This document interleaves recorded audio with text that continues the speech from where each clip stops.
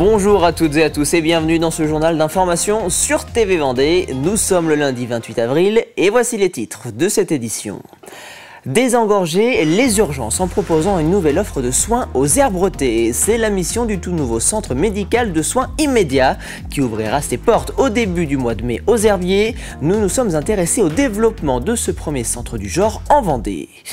Nous vous emmènerons ensuite sur l'Île-Dieu où les professionnels du bâtiment sont actuellement dans une impasse. Ils n'ont plus de solution pour évacuer les gravats que produisent leurs chantiers. Ils ont manifesté à Port-Joinville en fin de semaine dernière pour faire bouger les choses. Enfin, si vous vous êtes baladé du côté de Saint-Georges-de-Montaigu ce dimanche, vous avez peut-être aperçu de drôles d'embarcations naviguer sur la rivière de la Petite Maine. Il s'agissait des concurrents de la première édition de la course de baignoire organisée par le comité des fêtes de la commune. C'est donc dans quelques jours qu'ouvrira le tout premier centre médical de soins immédiats de Vendée. Un cabinet implanté aux Herbiers qui comptera 2 médecins et 2 infirmières à plein temps. Il s'agit là d'une nouvelle offre de soins destinée aux urgences non vitales qui aura pour but de désengorger les urgences, pouvant notamment réaliser des radios ou des prises de sang. Et bonne nouvelle pour les futurs patients, les professionnels de santé sont conventionnés secteur 1 avec la sécurité sociale. Reportage Louise Viadger. C'est l'heure des dernières finitions. Dans une dizaine de jours, ce centre médical de soins immédiats recevra ses premiers patients. Ils seront accueillis par des secrétaires et direction ensuite l'un des 6 box de consultation. Ils sont vus par les infirmières qui les interrogent sur leurs problèmes de santé éventuels, sur leur prise de médicaments, sur le motif de recours au niveau du centre. Et à partir de là, elles nous en réfèrent en disant voilà, tel patient vient pour telle pathologie. En tant que médecin, nous allons le voir, nous le prenons en charge. Si besoin, on peut faire des soins sur place, c'est-à-dire qu'on peut les perfuser, on peut les soulager avec des médicaments par les veines, on peut aussi faire des radiologies. Pour la traumatologie notamment, ça s'y prête très bien. Vous avez une entorse de cheville, un traumatisme de cheville, vous êtes évalué par un médecin, par l'infirmière. 20 à 30% des personnes vont aux urgences sont consultées. C'est cette part des patients que ce CMSI souhaite accueillir pour désengorger les services. Un objectif fixé par Julie. Cette infirmière a lancé le projet en s'associant avec une consoeur et 2 médecins. Ce qui nous plaisait dans le concept, c'est d'être secteur 1 conventionné, c'est-à-dire qu'on ne veut pas de dépassement d'honoraires, on veut être accessible au maximum de personnes et que tout le monde puisse venir et ait les moyens. Donc tout est entièrement remboursé sur la nomenclature des médecins généralistes et sur la nomenclature des infirmières.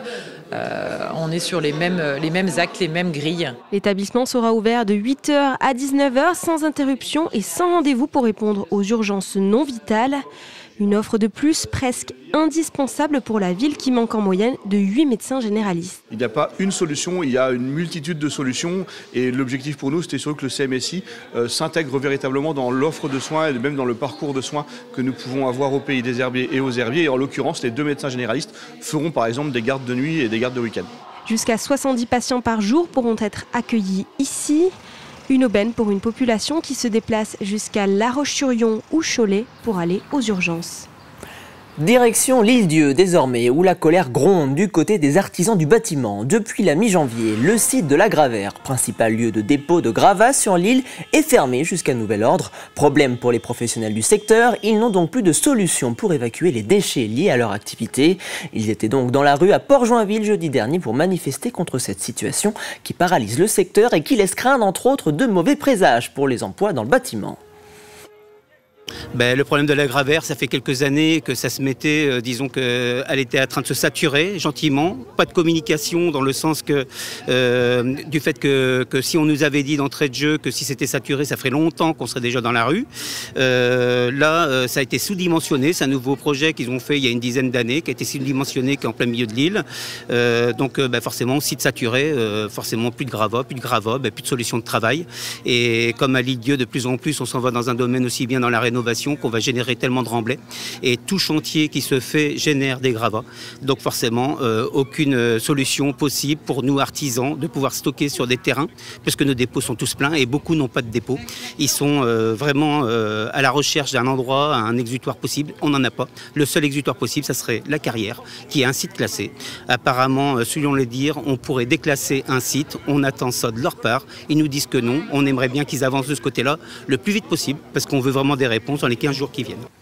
Et à ce stade, une solution a été proposée aux artisans, celle d'envisager une évacuation par voie maritime des gravats aux frais des entreprises, une solution réfutée par les professionnels du secteur.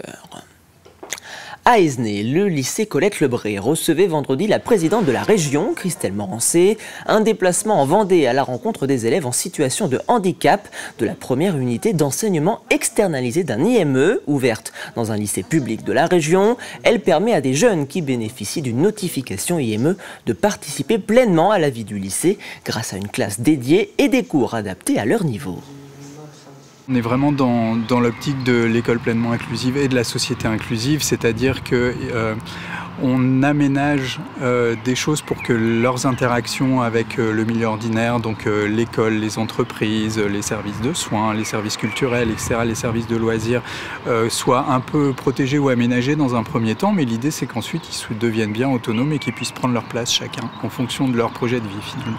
La coopération est vraiment excellente avec l'équipe du lycée et les agents, ce qui fait qu'on sent qu'il y a une vraie dynamique qui se crée autour de cette unité. Les jeunes se retrouvent à être plus à l'aise dans leur expression. Ça peut être parfois aussi compliqué pour eux. Et là, on voit vraiment des progrès sur tous les plans, en termes de maturité, en termes de relations avec d'autres adolescents. C'est ce que nous renvoient aussi les familles qui nous indiquent que leurs jeunes peuvent être plus apaisés, plus à l'aise avec l'extérieur et plus en capacité d'aller plus en proximité de leur domicile, par exemple, vers des activités culturelles, sportives ou de loisirs dans le milieu ordinaire. Un mot de sport et de rugby avec la dernière rencontre de l'équipe de France des moins de 20 ans qui se déroulait ce dimanche au stade Henri-Desgranges de La Roche-sur-Yon face à l'Irlande. Un match qui a rapidement tourné en la faveur du 15 du Trèfle qui menait 20-0 à la mi-temps. Malgré une seconde période à l'avantage des Bleuets, les Irlandais repartent de Vendée avec la victoire 33-24. Du côté du FCY qui accueillait les Bleuets toute la semaine, on retient la ferveur du public vendéen venu en nombre. Un bilan ultra positif, déjà en termes de nombre de supporters, puisqu'on a dû dépasser les 12 000 personnes sur l'ensemble des 3 rencontres, donc c'est absolument fantastique. Voilà, et que du sourire, que de la fête et que du plaisir pour tout le monde. On ne s'attendait pas à autant de succès, on l'espérait, mais ça a dépassé nos espérances aujourd'hui. En plus, avec le temps qu'il faisait aujourd'hui, le stade était plein. Alors on aimerait bien prévoir une autre rencontre de ce type-là. Alors l'équipe de France, c'est pas tous les jours qu'on les a. Ensuite, on est partenaire du Stade Rochelet, on discutait encore avec eux tout à l'heure, on espère pouvoir les faire venir très prochainement. On poursuit cette édition avec l'un des événements de ce week-end dans le Nord-Vendée. Direction Saint-Georges-de-Montaigu, où avait lieu la première édition de la course de baignoire.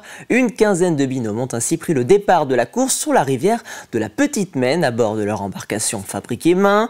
Un événement organisé par le comité des fêtes de la commune à l'occasion de la traditionnelle fête de Saint-Georges. Reportage Léo Marcheguet. La première course de baignoire vendéenne 100% officieuse. Jamais à court d'idées, le comité des fêtes de Saint-Georges-de-Montaigu innove cette année avec une course de baignoire qui se dispute directement dans la rivière du village. Le principe, c'est une baignoire qu'on achète ou qu'on récupère, qu'on habille si on a envie de l'habiller, on fait ce qu'il faut pour la faire flotter. Et le but, c'est d'arriver le premier, voilà, tout simplement. 15 équipes sur la ligne de départ et parmi eux, Baptiste et Mathias, membres de l'équipage La Baignoire. On s'appelle La Baignoire, voilà. On est des abbés noirs. Voilà. On n'est plus en abbé parce qu'on a eu un souci sur la première course. On va dire que ça flottait et en fait j'ai un commis qui s'est très bien ramé et il remplissait la baignoire et la baignoire elle flottait plus et elle a coulé. Malgré leurs péripéties, les abbés noirs ne se laissent pas décourager puisqu'ils avaient anticipé une éventuelle avarie et espèrent faire bien meilleure impression lors des courses suivantes. Alors on avait ramené 2 autres flotteurs avec une baignoire de secours si ça allait mal.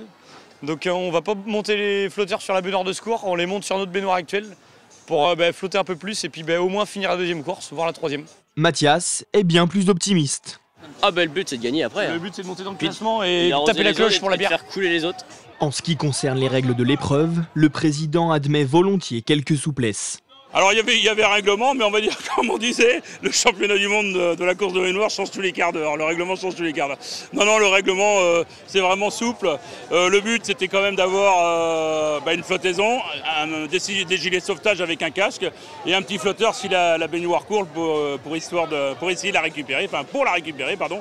Et le principe, c'est de faire un petit parcours avec des obstacles et le premier qui fait sonner la cloche a gagné. Des centaines de spectateurs s'étaient massés sur les bords de la Petite Maine Rennes pour assister à la première édition de cette course de baignoire.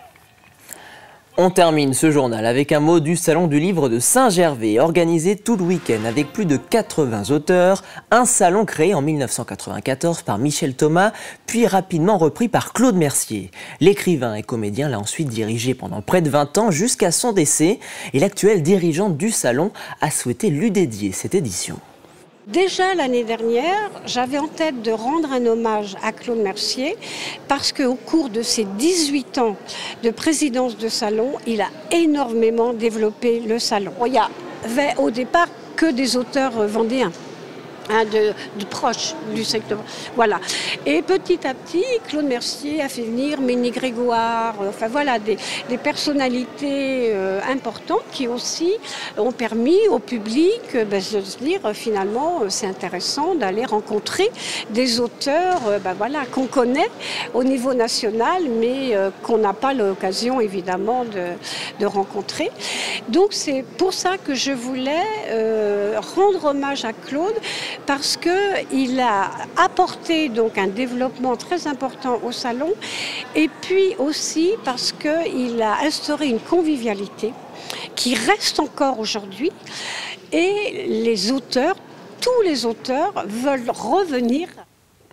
Et c'est ainsi que ce journal se termine. Merci pour votre fidélité. Ne zappez pas, vous avez rendez-vous dans quelques instants avec Aurélien Huard pour un nouveau numéro de 85 chrono. Je vous souhaite une excellente soirée sur TV Vendée.